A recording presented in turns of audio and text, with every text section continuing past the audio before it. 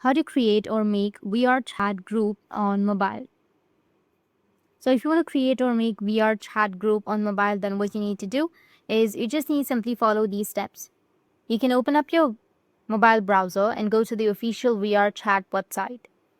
After that, you can go and sign in. Once you've signed in into the VR website, press the groups button on the left navigation sidebar. Once you go with the groups on the top right, you need to click on the create group button. First, you'll be asked to name your group. This is the primary name of your group that your group will use anywhere, including the group finder. Please note that this name is not unique. You will then be asked to make a short code. This contains an identifier which you choose and a discriminator which is randomly generated for you. Your short code will be used to uniquely locate your group. Even if others share a similar name, your group identifier must be 3 to 6 characters long.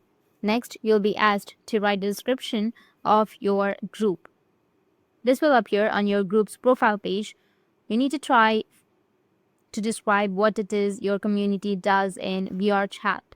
You will then have to pick how people join your group, which is like free join or request to join or invite only. This setting can be changed later.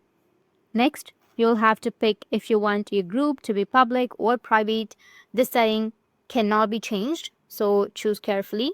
You will then be asked to select a role template. Picking a setting here will generate a set of roles your group wants.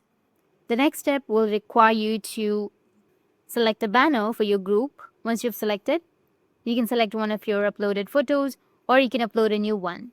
The next step will require you to select a group icon. You can select one from your uploaded icons or you can upload a new one. Finally, you'll be shown a preview of how your group will appear. If you like it, then click the thumbs up and your group will be created. In this way, you'll be able to create a VRChat group. And if you have any questions, feel free to comment below. Thanks for watching.